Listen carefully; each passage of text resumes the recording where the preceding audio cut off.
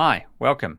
My two previous videos were titled, Is the Nikon Z8 with the new Nikon Z180-600mm lens any good for handheld video? First impressions. And the other video was, Why I returned the Sony 200mm to 600mm G lens. In those videos, I shared my experience using both systems when comparing the in-camera image stabilization performances for handheld video capture.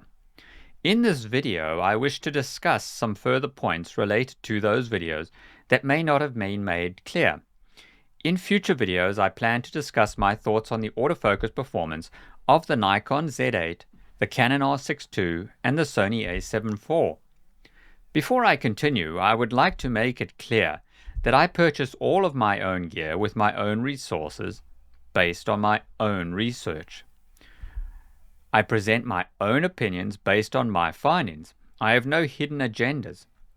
I don't promote any products. With this out the way, let's continue.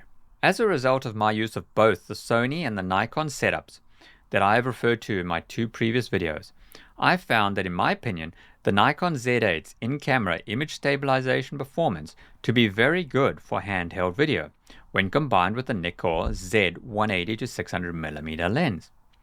I found that the Nikon system provided me with improved levels of video image stabilization over the Sony A7IV when combined with the Sony 200-600mm G lens.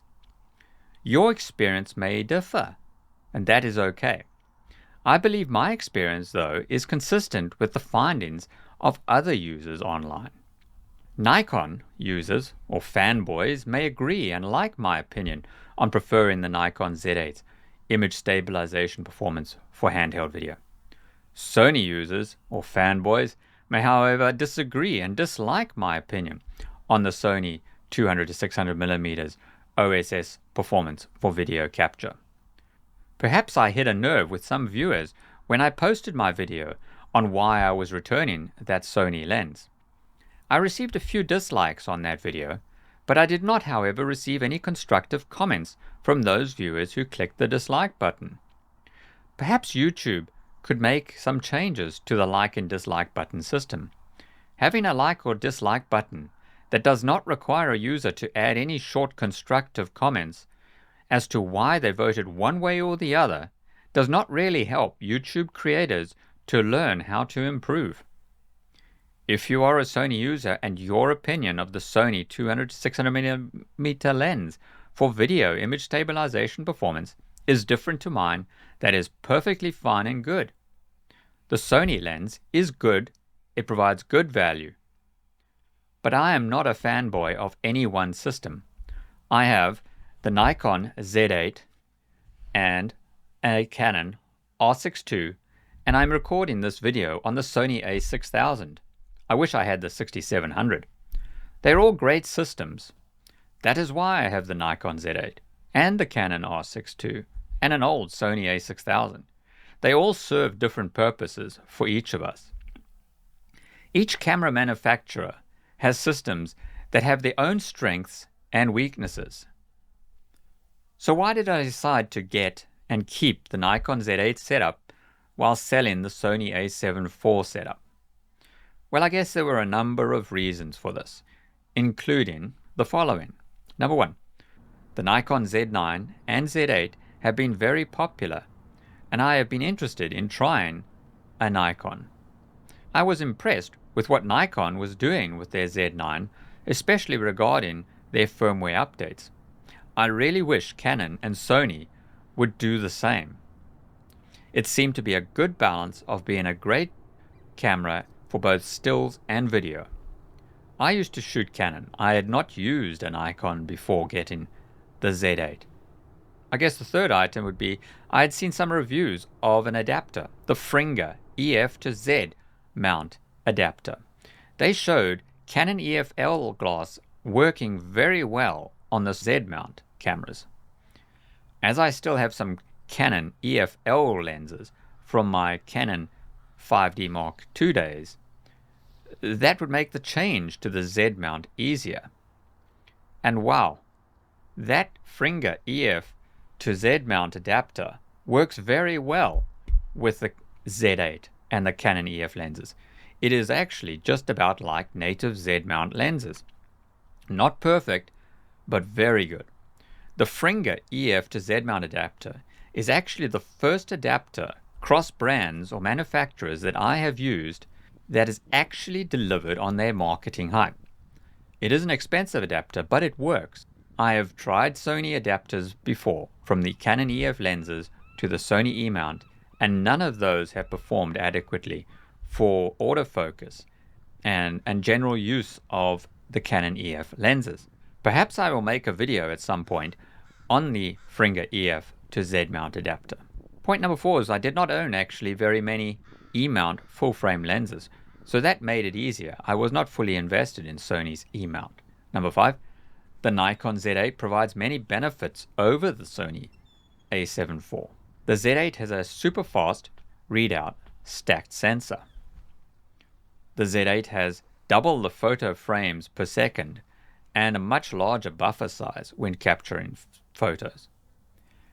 The Z8 has vastly more video capture options. It's not even a close competition to the Sony A7 IV. The Z8 has practically no rolling shutter due to the stacked sensor, as compared to the Sony A7 IV's rolling shutter that can be pretty poor in certain circumstances. On this point, I actually had considered purchasing the Sony A7RV, but that camera has actually terrible rolling shutter for video. That is the major issue I have with the Sony A7RV.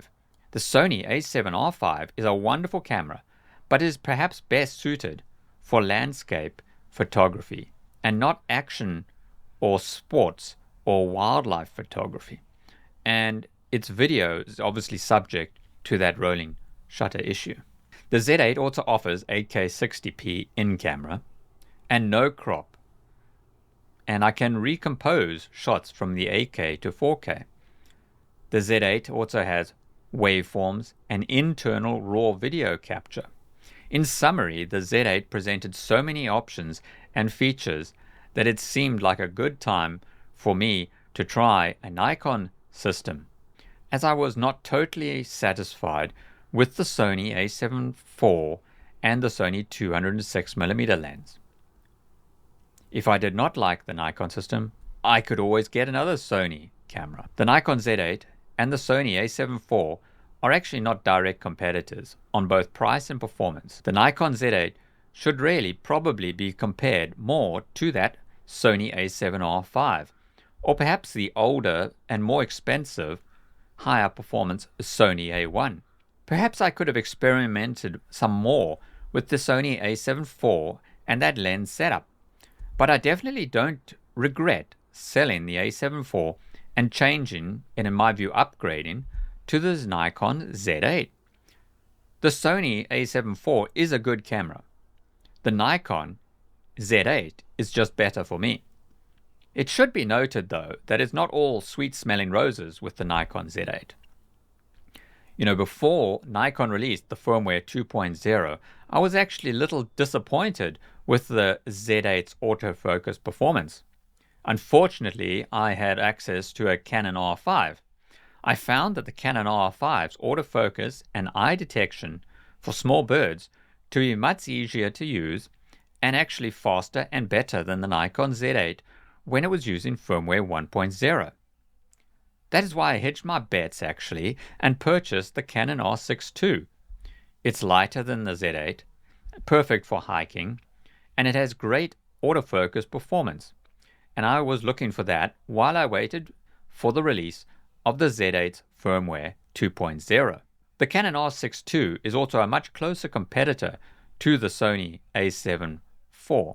With the Canon R6 II, I could also use my EF L glass with the Canon's RF to EF adapter. I wish Canon actually would open up the RF lens mount to other manufacturers, just as Sony and Nikon have done.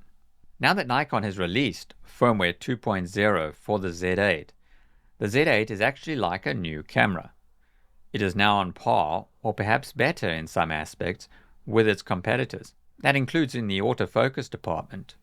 I will speak about the autofocus in another video. Overall, my Nikon Z8 user experience for me is better than my experience with the Sony A7 IV.